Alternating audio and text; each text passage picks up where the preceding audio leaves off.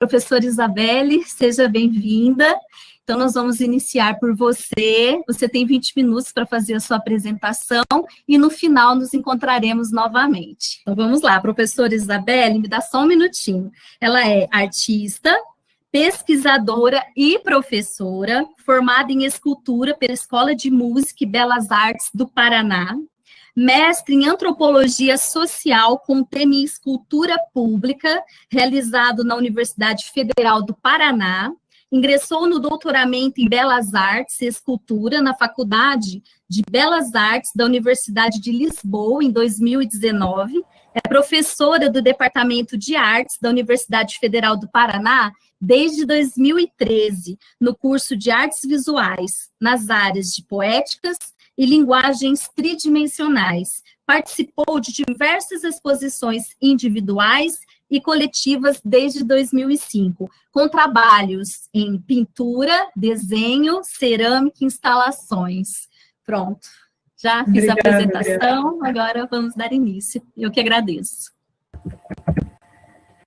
Boa noite a todos e a todas. Agradeço a participação e ao convite, né, do programa Solos na Escola. Realmente é uma oportunidade muito interessante para nós que estamos na pesquisa e na educação, para conseguir desenvolver esse tema que é tão abrangente e, ao mesmo tempo, tão específico, né? Ele acaba criando essa via de mão dupla. Bom, eu começo a minha fala a partir do ensino. Essa imagem que vocês estão vendo é do Laboratório de Cerâmica da Universidade Federal do Paraná. E, aparentemente, há uma série de objetos dispostos de modo bagunçado, né? Vemos muitos materiais, ferramentas, equipamentos. No entanto, mesmo com esse espaço aberto e cheio de informações, as pessoas estão concentradas ali nos seus trabalhos, imersas, né, nesse ato de modelar e de fazer objetos. Então, um pouco dessa característica do ensino das artes visuais, ela é muito presente, e a referência principal, quando a gente pensa no ensino de artes visuais, pensamos nos materiais que são utilizados e nesses espaços diferenciados, como os ateliês, nesse caso o ateliê de escultura ou cerâmica da Universidade Federal do Paraná, do curso de artes visuais. Então, o ato de fazer algo que implica uma materialidade diferenciada tem essa forte presença no campo das artes visuais. No entanto, quando pensamos em fazer algo, parece que é algo só para si, né? E acaba que essa dimensão do fazer conjunto não se aplica com facilidade dentro das artes visuais, e uma maneira de trocar ou de promover diálogos dentro dos ateliês que nós encontramos no projeto Espaços em Comum, Práticas Artísticas em Cerâmicas, que eu coordenei até o ano passado, é de desenvolver atividades que implicassem uma metodologia colaborativa, ou seja, além de compartilhar o espaço, os materiais e os equipamentos, que também pudéssemos pensar em propostas coletivas, que as divisões de tarefas do espaço, do que fosse realizado naquele espaço, também implicasse um interesse coletivo. Então, a ideia do projeto Espaços em Comum, além de trazer para pessoas da comunidade externa, que é um projeto de extensão, que não tinham conhecimento sobre a cerâmica, a técnica da cerâmica, mas também permitir diálogos irrestritos, né, que não tivessem só referência à técnica, a como fazer, mas que as pessoas pudessem conversar sobre o que elas já sabem, compartilhar o que elas já sabem, e com isso conseguíssemos uma fluidez maior dentro do projeto, e ele tem essa característica das mini-oficinas de desenvolvimento de projetos de poéticas individuais e coletivas. Então, a metodologia colaborativa, ela trouxe essa possibilidade de trabalhar num ateliê coletivo, a partir de propostas que fossem conjuntas.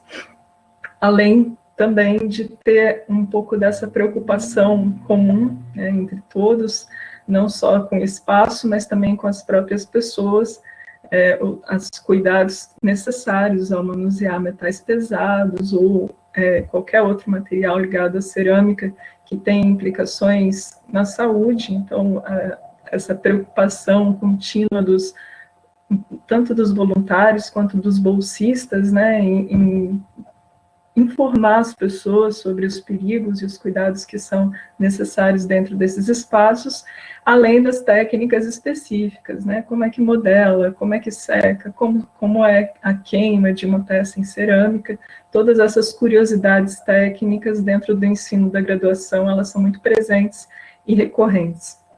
Mas quando pensamos também em ensino e artes visuais, além da dimensão técnica, dos cuidados e das metodologias, há essa dimensão mais imediata do material.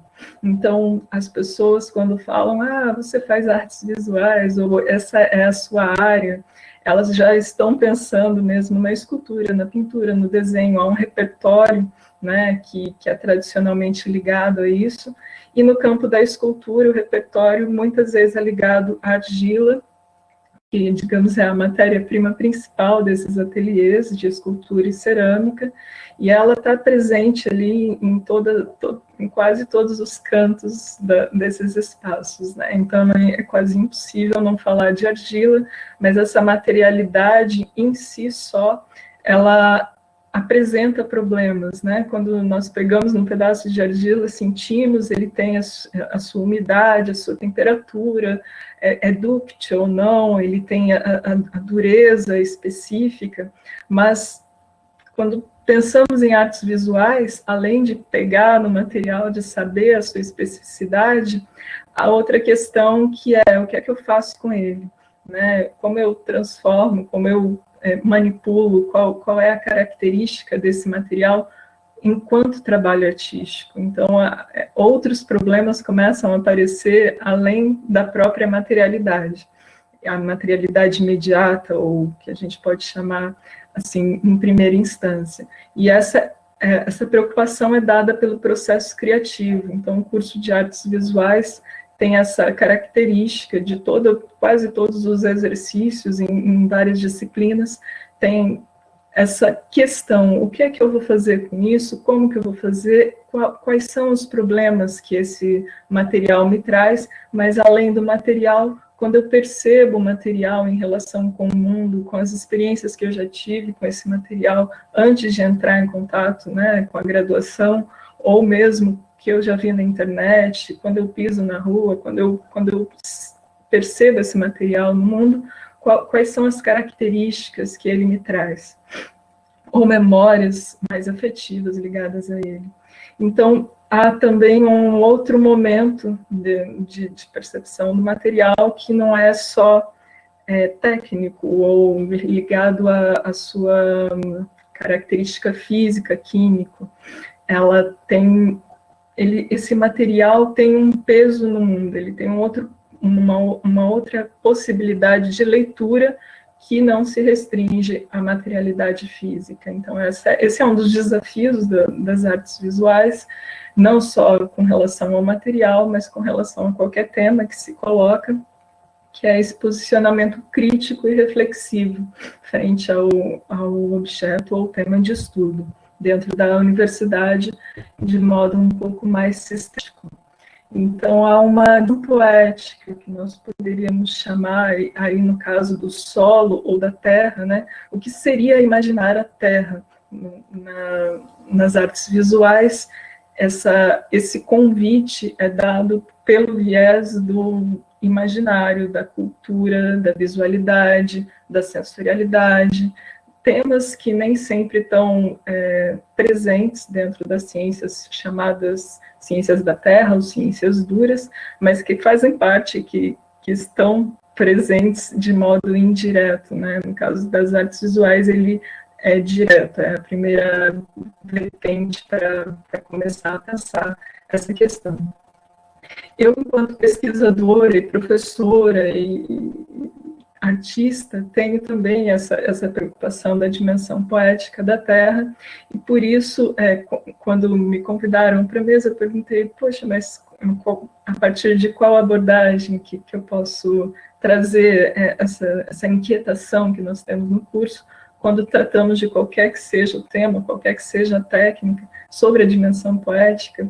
Eles disseram, bom, pode ser de qualquer maneira, né? Não há uma restrição. Então, eu escolhi trazer para vocês um pouco da minha pesquisa poética, que dessa maneira talvez seja um pouco mais próximo, mais claro, a esse percurso que se faz dentro das artes visuais para tentar chegar a algum conceito, né? Nesse caso, o conceito é o solo ou a terra, mas aqui eu trago o meu percurso de desenvolver relações com o conceito terra, escolhido especificamente porque essa palavra acaba tendo várias interpretações e potencializa outras leituras dentro da materialidade, dentro da cultura visual, ou dentro desse imaginário mais pessoal, afetivo, subjetivo.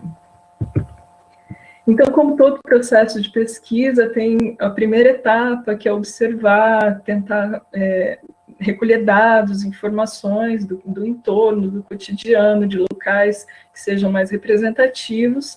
Na segunda etapa seria um pouco essa seleção, testes, experimentar, buscar referências. Aqui eu trouxe uma imagem de uma série de testes a partir de livros da arquitetura de terra, que tem muitas referências com relação a esse material.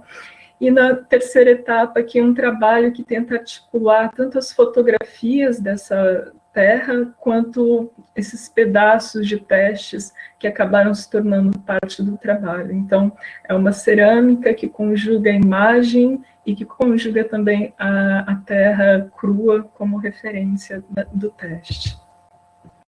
Então, quando eu falo terra, logo vem a ideia de solo, de espaço. O solo, aqui como tema, é mais presente, né, dentro desse programa, desse projeto de extensão. Por isso, é um lugar de discussão mais clarificado, mais evidente. No entanto, a ideia de espaço também é muito presente quando pensamos terra, né? É o espaço por onde percorremos, onde estamos, de onde nos percebemos, de onde nos colocamos. Então, a espacialidade, mesmo porque dentro da cerâmica ou da escultura, o espaço é elemento-chave também para a referência da produção. E a Terra tem essa outra característica, que quando nós falamos Terra, podemos também pensar no planeta, né? E essa dimensão englobante da Terra, ela traz aí uma via de mão dupla. Quando olhamos para a Terra, que pisamos, sentimos, temos essa dimensão abrangente, né, do horizonte, de poder percorrer aquele espaço, de cultivá-lo, de cuidá-lo. E quando pensamos na Terra enquanto planeta, essa dimensão ela não é obrigatoriamente inclusiva. Às vezes, essa imaginação do planeta como um globo, como uma esfera, como um geoide, né, uma forma específica, acaba tornando essa imaginação mais abstrata do planeta, e a Terra, enquanto planeta, não nos dá a dimensão direta da versão anterior da Terra enquanto espaço percorrido. E é essa fricção, essa dificuldade de determinar o que é a Terra enquanto conceito que me interessa dentro do campo das artes visuais e para o qual eu tenho desenvolvido alguns trabalhos, né, a partir dessa dificuldade, enquanto a Terra também pode ser percebida enquanto sujeito, né? Se pensarmos a Terra com T minúsculo, ela tem a condição de objeto, algo que nós dominamos, que nós expropriamos, apropriamos. Ela tem essa característica de eu poder segurar nas mãos, então eu posso nomear em cartório um pedaço de terra, há uma dimensão objetual, né, de poder ter domínio.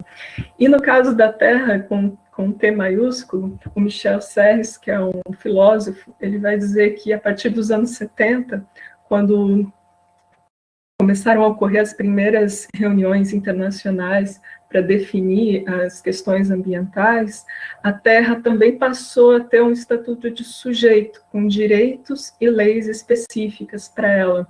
Então, a Terra acaba tendo uma outra conotação, além de ter um nome maiúsculo, né, enquanto planeta, a identificação que nós acabamos criando imaginativamente com esse conceito, ela está ligada à ideia de sujeito. Então, essa dimensão da Terra enquanto ser, que depois vai ser desenvolvida dentro da ecologia, também é uma questão que perpassa aí as preocupações em artes, no meu caso. Pensando também que, como o Michel Serres falou da questão do sujeito da Terra, outros filósofos vão trazer dimensões ou conceitos diferenciados, porque Bruno Latour é um deles, que segue o Michel Serres enquanto pensamento filosófico e avança um pouco. Ele diz que a questão da Terra minúscula, Terra maiúscula, globo, território, essas dimensões, elas não estão sendo conectadas quando pensamos em políticas ambientais ou políticas ecológicas. E essa dificuldade de nomear essa matéria, né, pela qual estamos sempre preocupados, e há uma preocupação mais acentuada, principalmente nas últimas décadas, ela acaba dando vazão para impossibilidade mesmo de agendas públicas com relação ao tema. E ele vai escolher seguir o caminho da Isabelle Stenger, que é outra filósofa, que usa o termo proposição cosmopolítica para dizer dessa necessidade de reivindicar, através de várias ciências, de várias disciplinas, uma agenda política para essa terra, que ela vai acabar nomeando Gaia em referência a mitologia grega e a esse ser complexo que nós podemos pensar enquanto terra.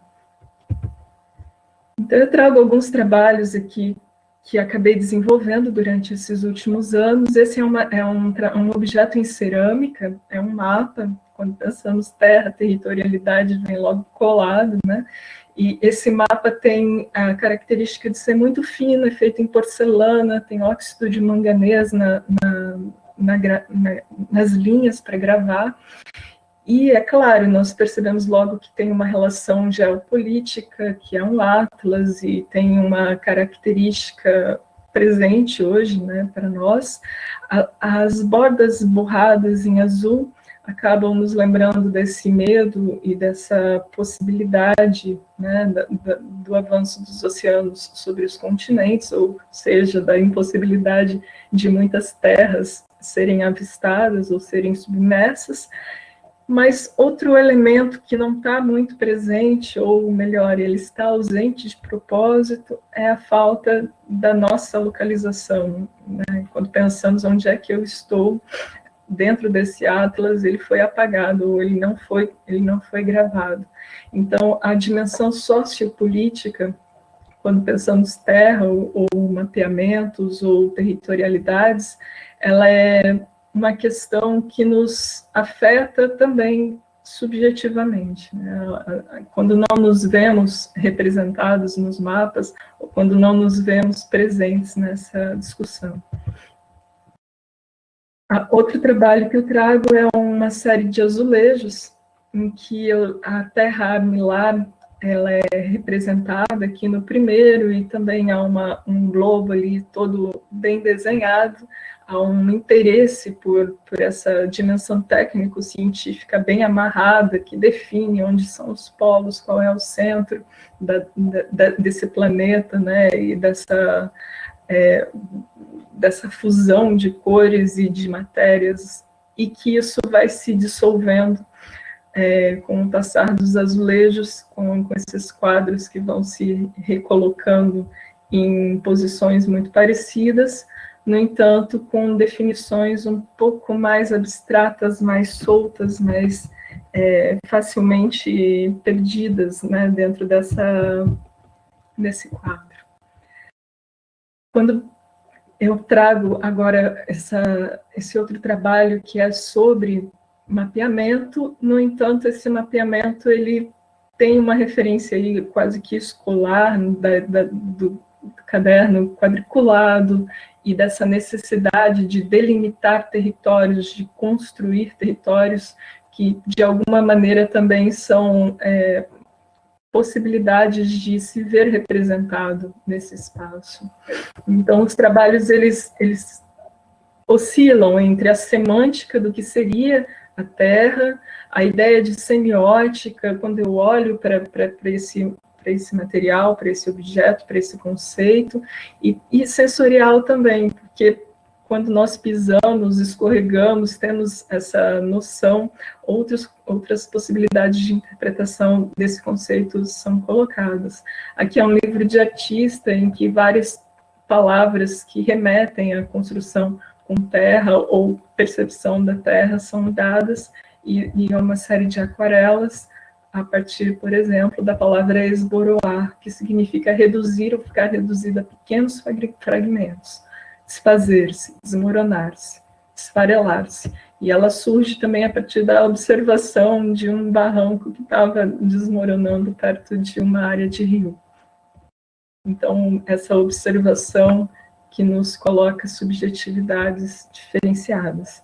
Eu vou terminar com o trabalho Terras Arrasadas, com essa série de terras, que tem títulos Terras, é uma série de objetos em cerâmica e carvão, são vários globos, que lembram globos terrestres também, com pequenos satélites, poderíamos dizer, e o carvão ele vai construindo esse espaço no chão, que também lembra uma área delimitada territorialmente, mas o termo terra arrasada, ele traz outra conotação, ele não é lúdico, ele tem um peso muito forte dentro da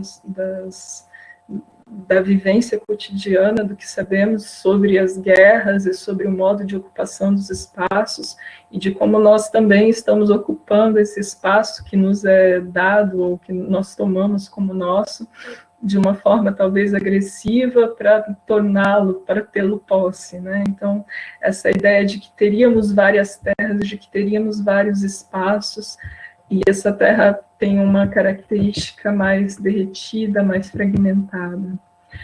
Seguindo nessa mesma linha com o título de terra, agora Terra de Ninguém, ou Terra Nullis, é uma série de fotografias em que a terra, a palavra é escrita num bloco de argila e que é solto na terra. Terra Nullis é um termo que poderíamos traduzir por terra de ninguém e que foi utilizado inicialmente pela Igreja Católica para determinar a possibilidade de invasão de territórios de não cristãos, como uma possibilidade de ocupação de território e de dominação de território, e foi muito utilizado depois pela Europa na época dos descobrimentos.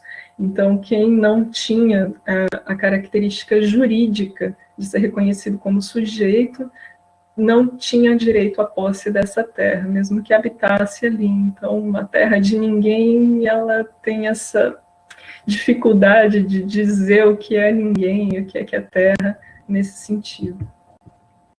É uma série de fotografias a partir dessa ação.